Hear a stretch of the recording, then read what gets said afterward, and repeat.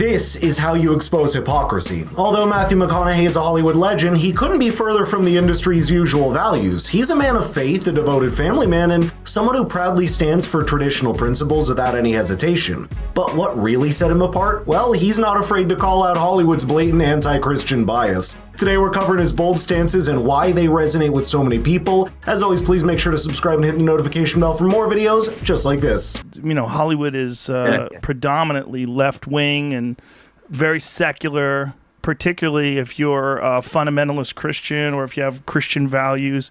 A lot of people frown upon that. Why do you think that is, and have you had difficulties with that? I have had moments where I was on stage receiving an award in front of my peers in Hollywood. And there were people in the crowd that I have prayed with before dinners many times. And when I thank God, I saw some of those people go to clap, but then notice that, whoa, it's going to be a bad thing on my resume, and then sit back on their hands. Oh, wow.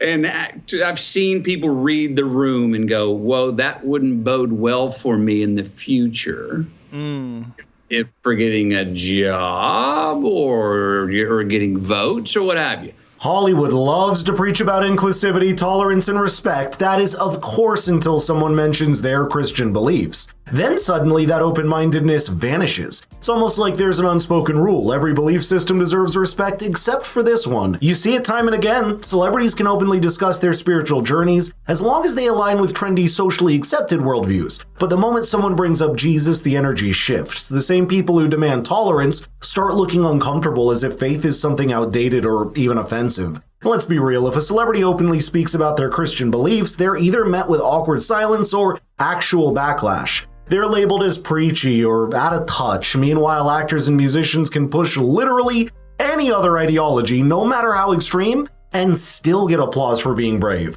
Luckily, the internet is forever, and we have the exact moment Matthew was referencing in the Joe Rogan episode. So here we go. First off, I want to thank God, because that's who I look up to. He's graced my life with opportunities that I know are not of my hand or any other human hand.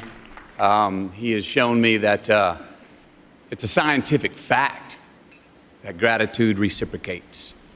In the words of the late Charlie Lawton, who said, when you got God, you got a friend, and that friend is you. For context, this is from the 2014 Oscars when Matthew won the Best Actor award for his performance in Dallas Buyers Club. As a devout Christian, he naturally thanked God first, and I don't know about you, but the applause feels hesitant. For comparison, let's see the room's reaction after he drops his famous catchphrase. To any of us, whatever those things are, whatever it is we look up to, whatever it is we look forward to, and whoever it is we're chasing, to that I say amen. To that I say, all right, all right, all right. And to that I say, just keep living, huh? Thank you. You see the stark difference? That reaction wasn't just awkward, it was telling. Hollywood has long been known for its secular nature, often pushing narratives that clash with Christian beliefs. In recent years, this divide has only grown, and we have multiple examples of people losing their careers because of their faith. For instance, Kevin Sorbo, who's basically a household name before the turn of the century, revealed that Hollywood has booted him out, where his agent and manager said, quote, "We can't work with you anymore because of your conservative and Christian views." The message is clear. If your faith aligns with the industry's preferred ideology, you'll be celebrated. But if it doesn't, well, you'll be quietly pushed out or openly criticized. They thrive on controlling narratives, and anything that challenges them is met with resistance. In another interview, McConaughey hinted at something even bigger. He noted, quote, "There's a lot of things you learn 10 years after being in Hollywood, and you go, well, why didn't they tell me that in year 2? Because there's an initiation process. There just is. You can get tips, but you gotta figure out the BS, cut the wheat from the chaff along the way." On the surface, you'd think he's talking about the challenges one faces in their acting career, but the wording is eerily similar to a verse from the Bible. You see, Matthew 3:12 states, quote, "His winnowing fork in his hand, and he will clear his threshing floor and gathering his wheat into the barn, but the chaff he will burn with unquenchable fire." Drop a like if you think this is a coded message. I mean, it might be a subtle way of confirming what many have suspected about Hollywood's inner workings, and given everything we've seen, doesn't seem too far-fetched. Matthew's also a family man, and during an appearance on Good Morning America, he revealed what inspired him to name one of his kids. And when you say you have 3 kids, we got to say happy birthday to your son. Levi 9 years old. just turned 9 the other day. Young Leviticus, there he is over in Mauritius where we're working right now. Yeah, we got 3. They're all healthy right now. Levi's 9. We got Vita, who's 7, and Livingston, who's 4. I won't go into details about those 3, but I love the names. Well, Levi's got a great source material. Levi's another name for Matthew in the Bible. All right, and so we had talked about possibly Matthew Jr. if we had a boy. And my favorite book of the Bible is Matthew 6:22. If thy eye be single, thy whole body will be full of light. So Levi was one of the names of 6 different names. I didn't want it to be Matthew because I thought it'd be Matthew Jr. Levi was one of the 6 possible boy names. He's born. We find out he's a boy when he's born. You're not thinking about the name, right? Yeah. An hour later, the doctor comes up and they hand you that card that you fill out. Blank was born at 6:22 p.m. So we went, it's Levi.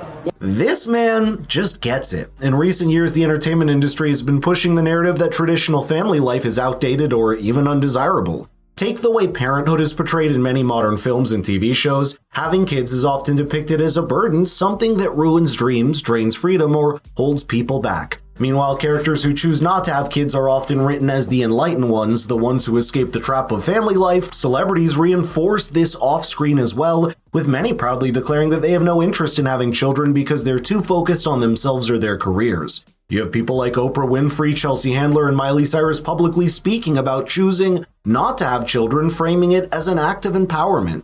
While there's nothing wrong with personal choice, the consistent message seems kind of weird. One of the things that our people, some people in our industry, not all of them, but there's some that go to the left so far as our friend Jordan Peterson, who's back, saw his video being back, that go to the illiberal left side so far that is so condescending and patronizing to 50% of the world that need the empathy that the liberal side gives and should give. To throw somebody's, illegitimize them because they say they are a believer. It's just so arrogant. And in some ways hypocritical to me. Exactly. But hypocrisy is the currency that defines this industry. They lecture the rest of us about climate change while jetting around on private planes, virtue signaling about economic inequality from their multi-million-dollar mansions, and acting like a hashtag on social media is some sort of groundbreaking activism. But I'd love to know your thoughts here, so let's get the conversation rolling in the comments down below. And if you want your friends to get their coverage from an independent source just like us, please share the video with them. It means the world. Thanks so much for watching. I'll see you in the next one.